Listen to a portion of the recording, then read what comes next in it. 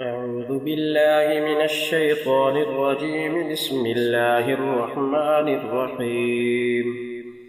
تبارك الذي بيده الملك وهو على كل شيء قدير، الذي خلق الموت والحياة ليبلوكم أيكم أحسن عملا، وهو العزيز الغفور، الذي خلق 7 سماوات طباقا، ما ترى في خلق الرحمن من تفاوت، فارجع البصر هل ترى من فطور، ثم ارجع البصر كرتين ينقلب إليك البصر خاسئا وهو حسير، ولقد زينا السماء الدنيا بمصابيح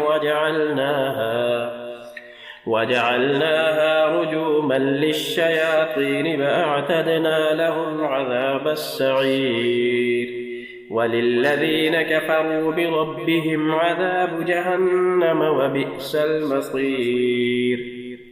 إذا ألقوا فيها سمعوا لها شهيقا وهي تفور، تكاد تميز من الغيظ، كلما ألقي فيها فوج سألهم خزنتها ألم يأتكم نذير، قالوا بلى قد جاءنا نذير، فكذبنا وقلنا ما نزل الله من شيء إن أنتم إلا في ضلال كبير، وقالوا لو كنا نسمع أو نعقل ما كنا في أصحاب السعير، فاعترفوا بذنبهم فسحقا لأصحاب السعير.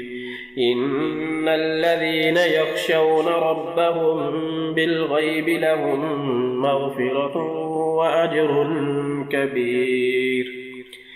وأسروا قولكم أو اجهروا به إنه عليم بذات الصدور، ألا يعلم من خلق وهو اللطيف الخبير. هو الذي جعل لكم الأرض ذلولا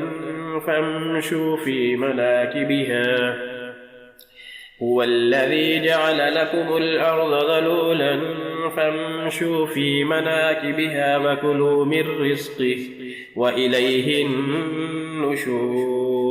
أأمنتم من في السماء أن يخسف بكم الأرض فإذا هي تمور، أم أمنتم من في السماء أن يرسل عليكم حاصبا، فستعلمون كيف نذير. ولقد كذب الذين من قبلهم فكيف كان نكير. أولم يروا إلى الطير فوقهم صافات ويقبض ما يمسكهن إلا الرحمن إنه بكل شيء بصير. أمن هذا الذي هو جند لكم ينصركم من دون الرحمن إن الكافرون إلا في غرور. أمن هذا الذي يرزقكم إن أمسك رزقه بل لجوا في عتو ونفور. أفمن يمشي مكبا على وجهه أهدى أمن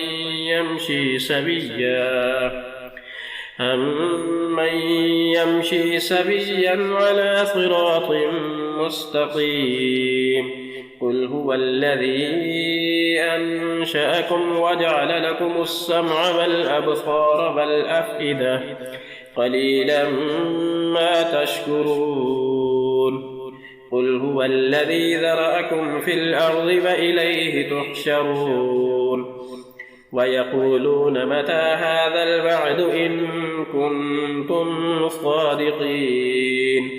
قل إن إنما العلم عند الله وإنما أنا نذير مبين فلما رأوه زلفة سيئت وجوه الذين كفروا وقيل هذا الذي كنتم به تدعون